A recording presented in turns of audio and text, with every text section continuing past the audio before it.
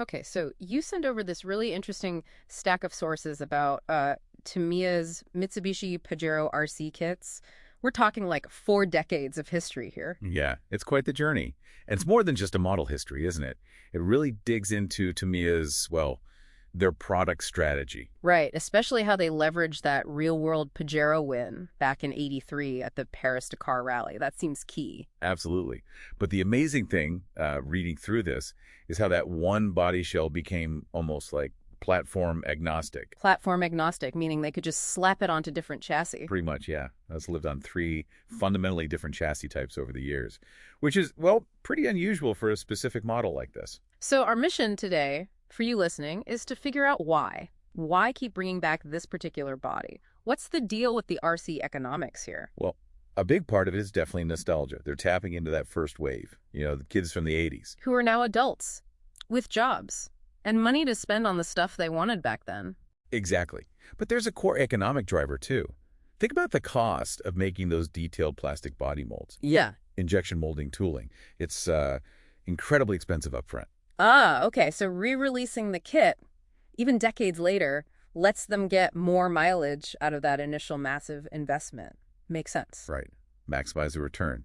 But importantly, these aren't just 1.1 re-releases, are they? They tweak things. No, it's more of a remix strategy, like the sources say. They update stuff, like swapping out the old mechanical speed controllers, the MSCs. Yeah, those old resistor-based things. Yeah. Prone to failure, bit clunky. They replace them with modern ESCs, electronic speed controllers. Much smoother, much more reliable. So it's nostalgia, but with modern convenience baked in. Precisely. And here's where it gets really interesting, that pragmatism. Yeah. Instead of recreating the original, unique 1984 chassis for later releases. Which you mentioned was specifically designed for stunt. Right. A unique design, one-off, really. Yeah. But retooling that would be costly.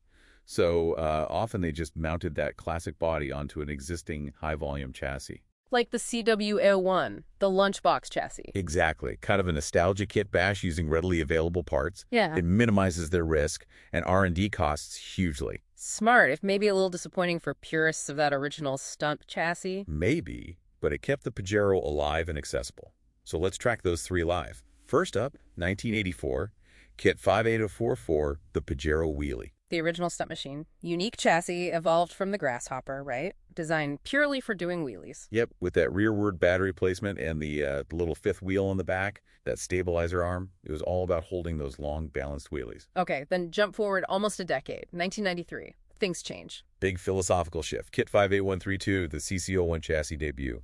Cross country. This is where scale realism comes in, yeah. Totally. First time we see four-wheel drive on this body, independent front suspension, a four-link rigid axle at the rear. It looked much more like a real 4x4. And this chassis, the CC01, became legendary. But the sources point out something kind of funny. Ah, you mean the flaws? Yeah, like the steering wasn't great, the gearing was maybe a bit high for slow crawling, and that massive front bumper. The brick. Ah, yeah, the brick. Awful approach angle. Yeah. But you know what? Those imperfections, ironically, might be why it's so loved. How so? Because it gave hobbyists something to do. It created this huge canvas for modification, for upgrades. People loved tinkering with it, fixing its flaws, making it their own. Ah, so the imperfections fostered a community. And a whole aftermarket parts industry, probably. Definitely. It wasn't just a kit. It was a project, a perpetual project, really. Okay, so that's life number 2. What's the third? The modern era, back to fun. The CW01 chassis again. So 2011 with kit 58499, and then again just recently in 2023 with 58727. And these have basically nothing in common with the original 84 one mechanically, right? Just the body? Pretty much just the body. It's the lunchbox chassis underneath. Tough, simple, good for wheelies again. But there's a difference between those two CWs01 versions. Oh, yeah. What's that? The tires. The 2011 one, 58499, use those huge, oversized 115 millimeter monster truck tires. Really aggressive look. Okay. And the 2023? The 2023 version, 58727, they remixed it slightly. Use smaller 94 millimeter tires. Still on the CW01, still does wheelies, but the stance is a little bit more scale adjacent, let's say. Less monster truck, more rugged SUV. Interesting. Just a tire swap changes the whole vibe.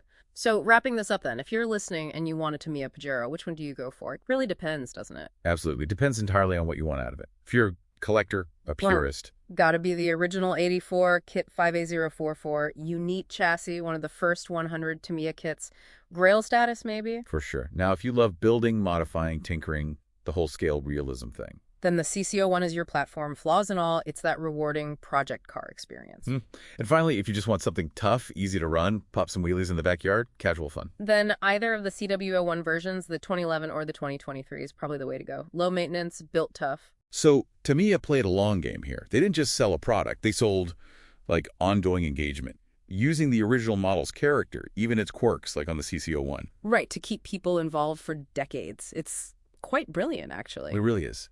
And maybe a final thought for you listening. Think about products you love. How many are successful, not despite their limitations, but maybe, just maybe, because those limitations spark creativity, build community, and make you invest more in them? Something to chew on.